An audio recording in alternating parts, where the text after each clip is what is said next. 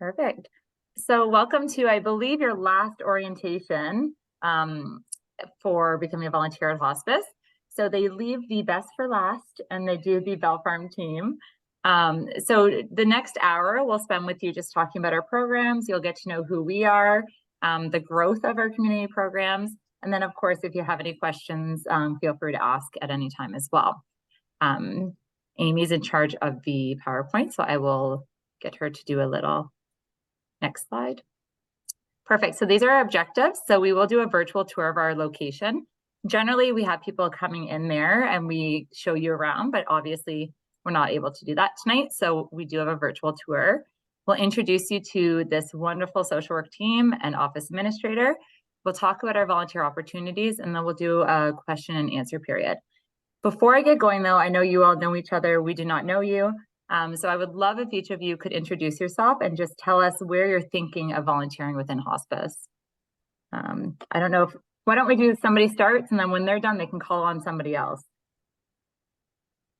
You want me to take it off share for right now and then we can go back to it? Sure. If it's easy to do, perfect. All right, who wants to start? I can start. Perfect. So I'm Nadine. I am hoping to, I'm kind of open to anything, to be perfectly honest. I'm leaning towards actually Bell Farm or the residents, but again, pretty much open and flexible.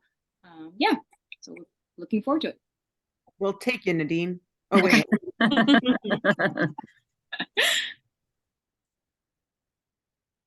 Hi, my name's Brian. I'm not sure exactly what I want to do. I think I want to work in the kitchen. I definitely want to be available for the most opportunities. So working at the front desk at hospice, working with a client and their family, whether it's in the community or at the hospice, I'm open to all of that, and I'm excited to get started. Wonderful.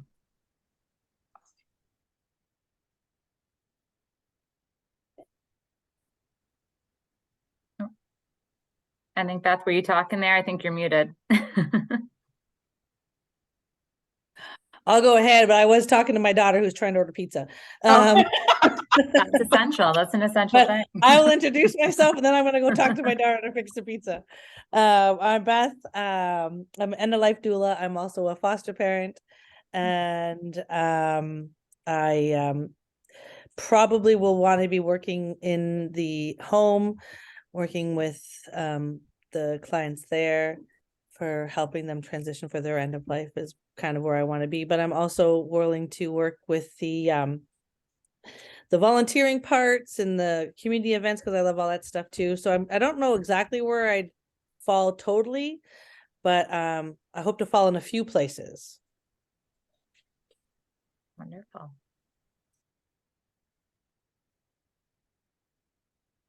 All right, and it's down to 2. Who wants to go next? Perfect. Me next. I am Mackenzie, or call me Mac. I'm a licensed funeral director in Ontario and hoping to get stuck with the bereavement sector or volunteer part for like the residents. It really doesn't matter. I'm comfortable with any aspect when it comes to death and dying and the whole process of it. Great.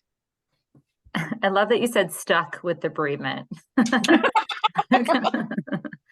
Hey, once you're in, you can't get out. So, and I'm going to be muted for the most part of it because the phone's been kind of squirrely lately. So I don't feel like having that thing go off and interrupting the Zoom. Great.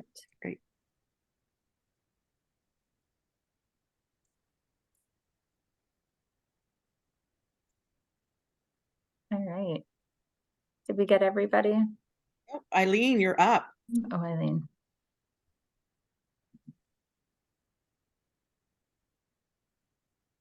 I'm Eileen. I've been working in hospice. Can you hear me? Yep. Okay.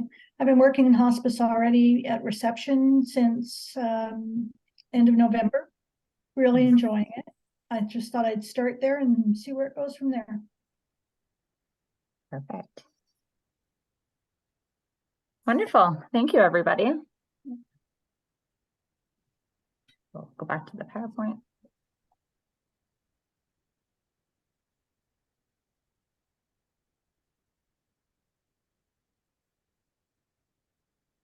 I keep trying to press the next button. It's not working. All right. So has anybody been to our Bell Farm location before? No. It's interesting. Sometimes people don't even know we have a second location. Generally, when they think of hospice, they think of our residential facility. But we actually opened a second location in February of 2019. So we got a solid year in before the good old C word happened and we got shut down. So we are located at 130 Bell Farm Road. A small location. We have a lobby and kitchen. We have a one-to-one room, 2 group rooms, and then at the back is office space. The nice thing about this location is that it is accessible and it's on a bus route. So that's where we differ a little bit from the residents, is that the buses do deliver to our location. And here is our tour. Give me a second. It's my computer's at work. Right.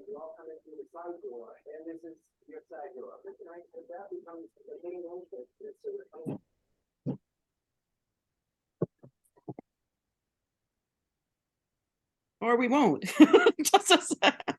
Okay, we'll come back to it, but we will give you a tour by the end. So I was gonna say, and if it doesn't work, we can send it out through email as well. fair enough. We can probably do that. Oh. There's a little hand there.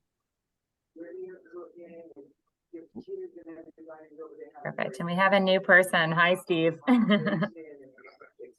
That's not going to work, Tennille. I don't know what's up. Okay, we'll just send it out through email.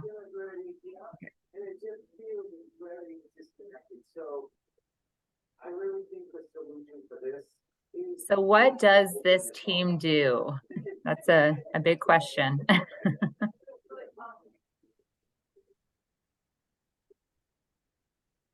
So we have several different programs, and we'll go deeper into them when you meet the team. But we do have in-community support. So our visiting volunteer program, which is actually the grassroots of hospice. We have a caregiver and living well group. We do support teens and children, which is a new-ish program. I think it was 2018, Danielle, that started the kids program. And then we have bereavement support, and our bereavement support has just expanded at substantial rates.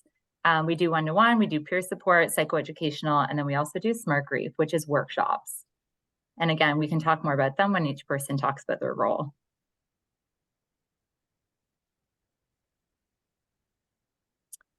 So the Bell Farm staff, this is the worst picture of me, but here it is anyway. So my name is Tennille. I am a registered social worker, and I'm the community support programs manager at the Bell Farm location. So I have been a part of the hospice family for 9 years now. Started as 0.5 volunteer coordinator, 0.5 community care coordinator. I was actually the sole social worker at that point. And now I work alongside this amazing group of social workers just to help run programming, keep us aligned with our strategic plan, and all that fun stuff. And then I will pass to Doris. Hi. So I'm Doris. I'm the office administrator at Bell Farm. I started at the other building before the Bell Farm location opened. I was admin assistant over there, did mostly like donations and just any admin support to the whole building really over there. And then when they decided, because we were growing so much and we needed a new location, they asked me if I would mind coming to Bell Farm to help to get that up and running and just be a support at that building. So I agreed and I stayed. She's been stuck with us. Mackenzie's stuck with us. Yeah, no, it's great. I mean, I miss the other building, you know, some aspects of it, but I love where I am and happy to be where I am. I just love hospice and I love everything we do. So So that's me. I'm kind of the admin person. And Jen? Doris always says what she does. Doris has been a part of the hospice family for 10 years. She just celebrated her 10th year work anniversary on Sunday. And yeah, she does our clinic, our palliative care clinic. She works very closely with her bereavement team. If you are a part of our bereavement team, you will know Doris. She'll be getting you to give stats to her, communication forms, you'll book rooms through her. She's a big, big help on that team.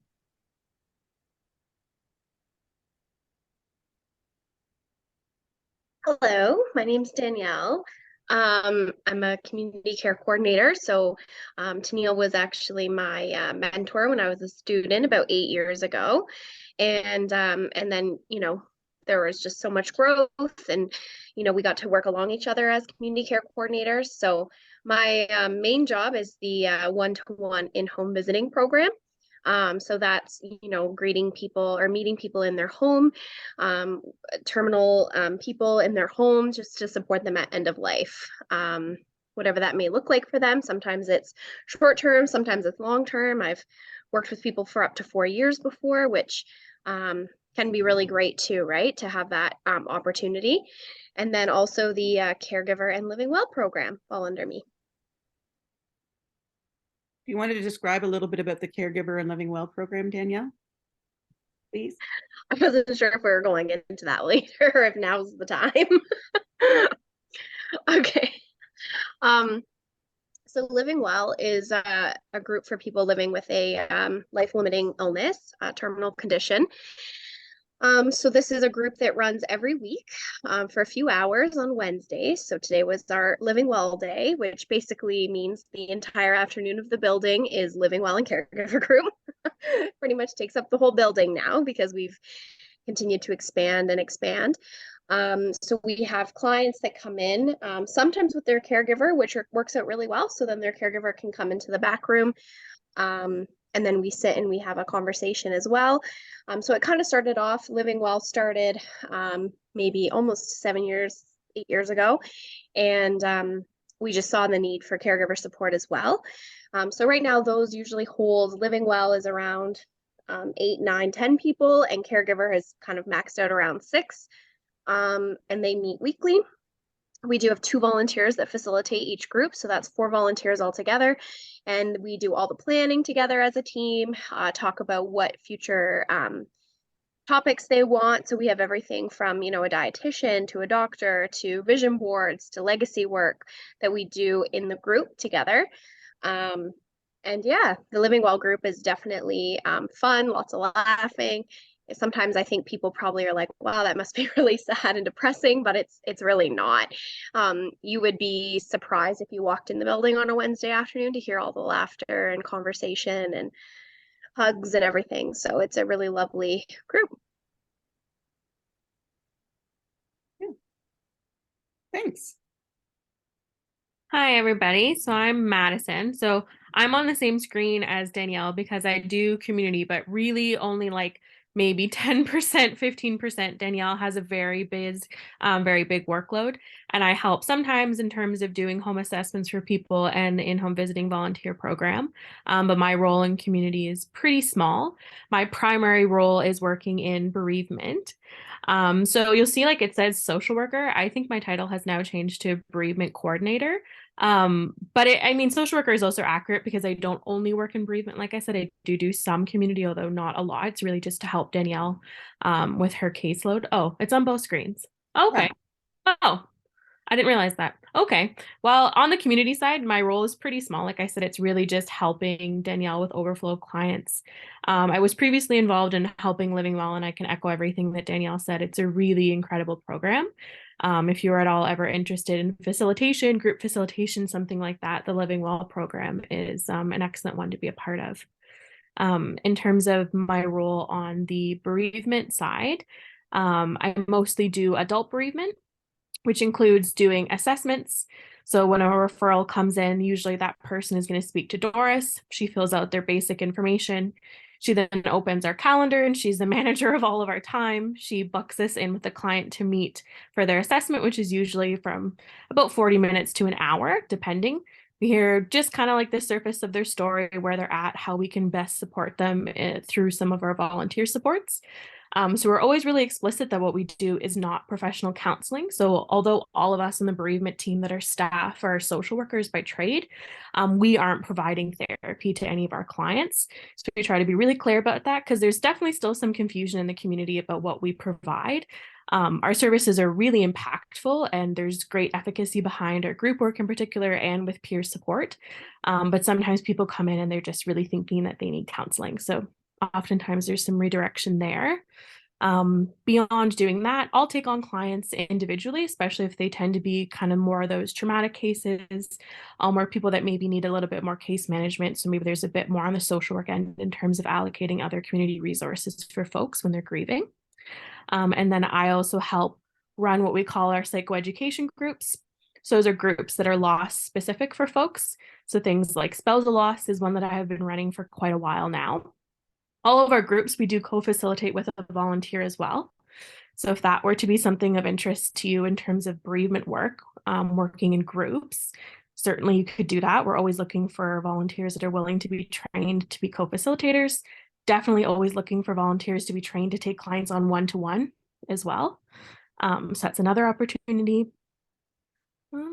Yeah, and then we recently implemented what we're calling a pre-group, which is really meant to be kind of like a stabilization group. So all of those people that come in for assessment, they can be waiting for upwards of like 6 months sometime to get into their loss specific group. And that's only because we can do it based on volume of clients.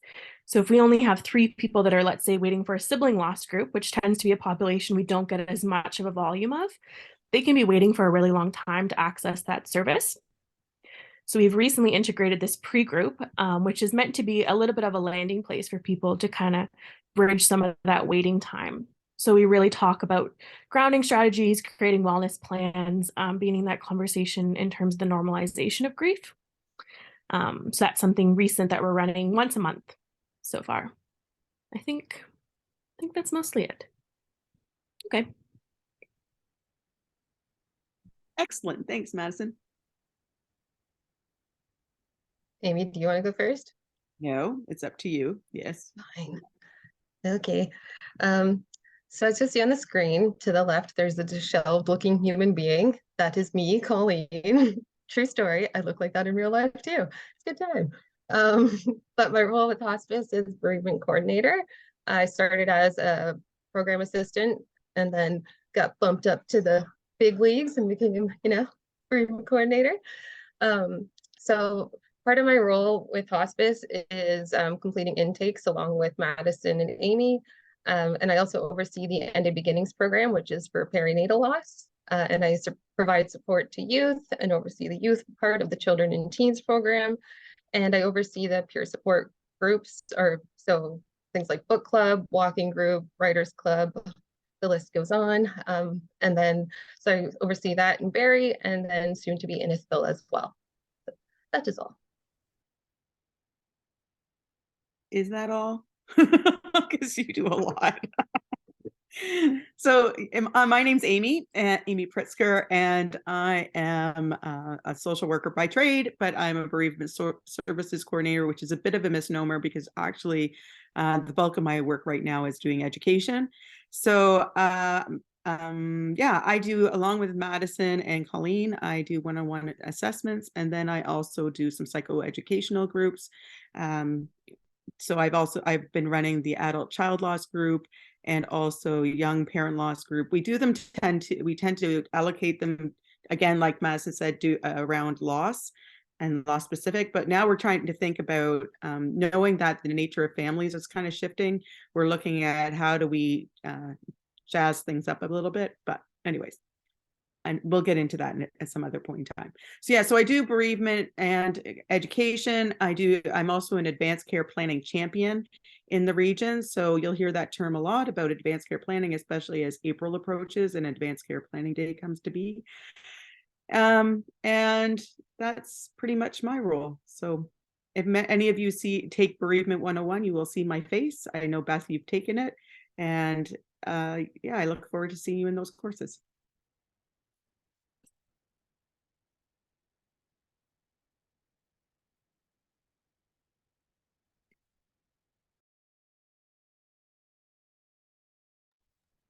Am I talking? Is this my slide? Okay. I was like, what are we doing here? Okay, so another part of one of the roles that I hold right now is children and youth support. So like Colleen said, she kind of does the above 12 group because she's a lot cooler than I am, and kids think I'm cool, so I kind of do the under 12. And so that is a program where we always start with a intake with social worker. So all of our programs really, all of our programs, I can say, start with an intake from a social worker, and that really is to mitigate any risks and see if there's anything, make sure the client's appropriate for the service that they're looking for, and then really just to get them connected potentially to other community services that might be helpful or more appropriate. We make a care plan. So it's the same with kids. So we're always starting with an intake, and then if appropriate, we match them with a volunteer. So if you are somebody who's really interested in working with children or youth, we're always looking for more folks. So that is usually 6 to 8 one-on-one sessions. It usually is more, I think, like 4 to 6 these days. Not too often are we doing 8, usually around 4 to 6, mostly because we have a beautiful partnership with Season Center. And during the school year, Season Center supports a lot of our kiddos who've lost a parent or sibling or a grandparent that was like a parent, with group support. So we're just kind of filling that gap of the one-to-one support. We also do, I was going to say advanced care planning, that's Amy's. We also do anticipatory grief, which is pre-death.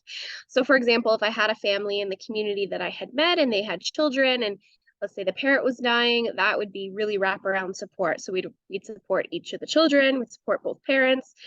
And then we would support them right until bereavement. We have an ongoing partnership with Season Center. I don't know how much more I'm supposed to share about that, but it's definitely ongoing and it's building. There's lots of new changes coming up in the future. So that'll be more even more of a partnership. I think that's it for the children and youth. Okay, and as I mentioned earlier, part of my role is overseeing the Ended Beginnings program, which is kind of falls under the umbrella of bereavement, and it's for individuals who are grieving a pregnancy or infant loss. So we support individuals who've experienced a miscarriage, stillbirth, infant loss, and this program primarily supports the caregivers or the parents, but it also is available for grandparents, aunts, uncles, and even siblings. Of course, like if it's a young sibling, it would fall either on Danielle's or my shoulders. But yeah, we're really just about trying to support that community, that specific niche of individuals, because they're often kind of left out of the grief and bereavement narrative. So what happens when they're looking for support, they'll meet with me, I'll complete an intake. And if they're looking for one-to-one support, they'll be matched with a volunteer for about 6 to 8 meetings, depends on their needs. And then if they're also interested, we have a psychoeducational group that is specific for individuals who are grieving their babies. There's some pregnant people in the organization, so I don't know, talking about it. But anywho.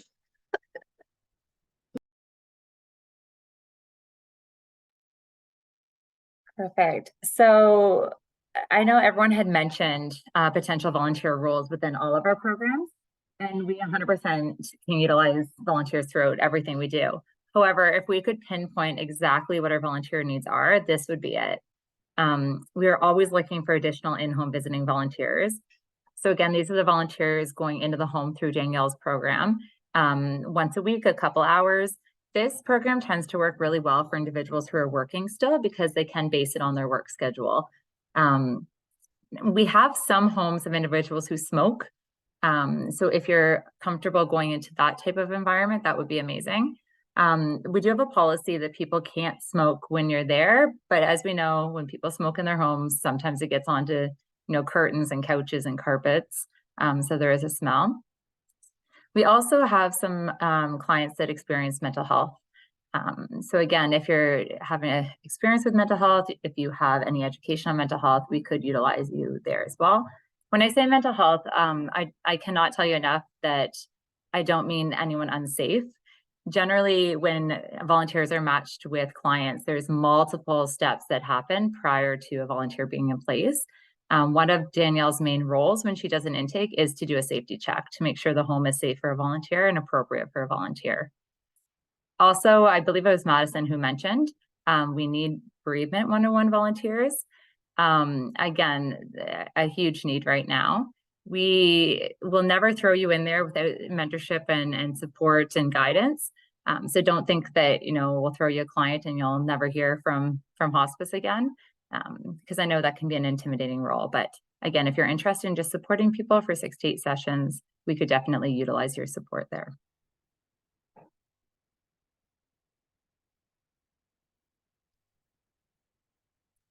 And maybe Tennille, you can tag team me on this with where we're going with education and outreach.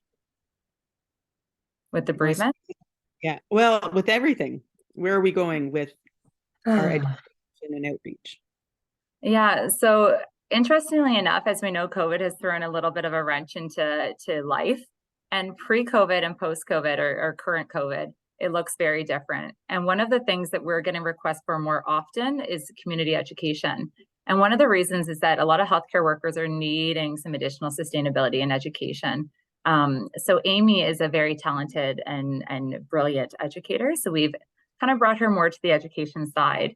Our overall goal is to provide healthcare workers with additional education on bereavement, trauma-informed, advanced care planning, those type of things. Yeah, and so, and then Danielle's been out in the community doing some education around children's grief and bereavement. I know, and also that we also have this concept that's called a compassionate community. So you, as you go into Bereavement 101 and as you go through the education, you'll learn that we really believe that dealing with or addressing dying, illness, and grief is everyone's business, not just hospices. So we really want to get into churches, faith communities, clubs, community groups, and really encourage them to take care of each other better through these experiences. Some of them inherently do, but I know that for many people talking about these issues is really difficult. So we want to give them some tangible strategies for how to do this better. And we are building compassionate communities and an outreach team, and as well an advanced care planning team of volunteers who will go out and help deliver those presentations to those groups. That was what I was wanting to say. Yeah. And around the bereavement education, just to go back a little bit, last year we actually put on our strategic plan that 80% of our staff and volunteers would have a Bereavement 101 training. Again, regardless of what your role is within hospice, you're exposed to bereavement. So we really strongly encourage you next time you see the opportunity to jump at that. It's a day and a half. It is extensive, but the feedback we're getting is just very positive. So I think the next one is next week. It's next week, yeah. Next week. And I know that for many of you, you're doing this virtually online or after hours for a reason. So we will have an upcoming one on Saturdays in, I think, March and April, the end of March, beginning of April. Perfect. And now that we just threw out so much information, it is your turn to put us in the hot seat. Ask any questions you'd like in regards to Bell Farm or our programming.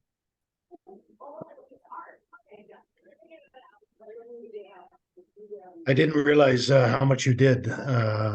This has been eye-opening here a little bit. And as you said, you shared a lot of information, but you sound like you have a fantastic organization and it continues to evolve to support the community. I have no questions at this specific time, but I definitely want to learn more of, you know, what you offer. And as I learn more, hope I can add value as I go forward in a volunteer role. Awesome. Thanks, Steve. It's interesting because every time we talk about our programs, the community is very surprised with what we offer. There's still the myth out there that we only provide bereavement support to individuals who died at the hospice, like their family, which is far from the truth as well. So again, I think it's just word of mouth. We're constantly educating on what we do, and we're still shocking people. Yeah. I got a couple of questions. A quick one is, can we stop in to your facility, you know, during normal hours and, you know, talk more. And the other question is, and I'm not really sure, but are there often times when they're looking, people in the community are looking for female or male specific volunteers? Like, does that come up a lot? Because I think if you're struggling to have male volunteers, then I would definitely want to help out with that. Yeah, that's definitely something that comes up a lot. So I would say, honestly, 80% of the time when I meet with a male, they're like, it'd be really nice to have another guy to talk to, because oftentimes their experience has been that they have female nurses, they're being cared for potentially by a partner or by children or, family members. And it just seems that, yeah, that tends to be just, I would like to have a guy to talk to or play games with. Right now, I have a volunteer. My male volunteers seem to be used up the quickest, playing chess or going to games or just, hanging out and talking. So. Your second question in regards to stopping in, always welcome to. I will let you know Fridays are hit and miss. We do rent our space out for a mobility clinic, so maybe not a Friday, but a Monday to Thursday between office hours, we're there. You're welcome anytime. Awesome. Thank you very much. Thanks, Brian. I would I had heard about your youth program, but you filled it in a little bit more. So it's definitely someplace that I have a lot of expertise in, being a therapeutic foster parent for 27 years and dealing with children with grief. My children come with a lot of that. So you can throw me into there because it would be kind of right up my alley. And I'm familiar with seasons because of some of the stuff that's gone on through my home. And so just putting it out there, that's one place that I could maybe fall. Wonderful. That will make Colleen happy.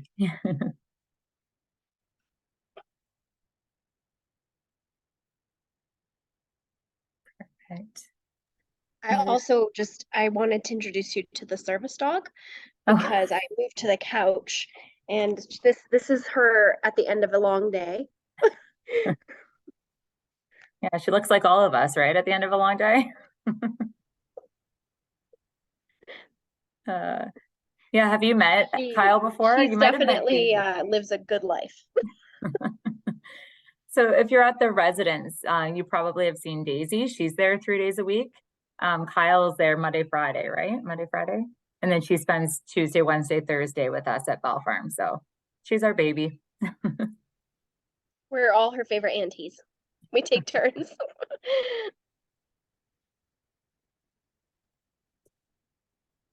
Perfect. So I will say, generally what Susan has volunteers do after the last orientation is she'll touch base with you, get almost like a list of what volunteer roles you're interested in. She'll then send us a list. So like Nadine, for instance, I know you had mentioned interesting at our building. So she would give us your name. We would connect with you on a smaller group to do a personal orientation. And again, that would be the do's and don'ts, kind of the scope of practice, everything from like what you have to record, when you have to record it. We really get into the details. Yeah, and then after that, we are good to go. You'd be utilized often, I think. Brian, did you have a question? Sorry, I just saw that your mic was off. And then Tennille rudely started talking. No, I'm just kidding. I don't have a problem talking, that's for sure. Yeah. I've signed up for the bereavement course on Tuesday. So my question about that is there any prep work or just, come and, be involved and that's it? Or is there anything you can do prior to that or that I can do? Sorry. Thank you for the heads up, Brian, because that is something I tend to send out a week ahead of time, and I did not. So I will be sending that out tonight for the people who are going to be participating. Oops, I just lost you. Participating on the week next week. So yeah, there are some 2 different activities that I'm going to ask you to do. No prior reading. So. Okay, thank you.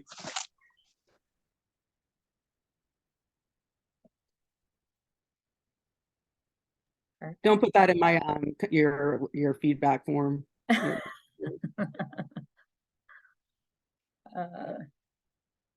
Perfect. Well, I know, like I said, that was a lot of information. So even in an hour, 2 hours, when you start to process, if you come up with any questions or comments, send them to Susan, or you can send them to us directly. We're hopeful that we'll see some of your faces at our Bell Farm office. Perfect. So last minute, I'll leave it open if anyone has any comments.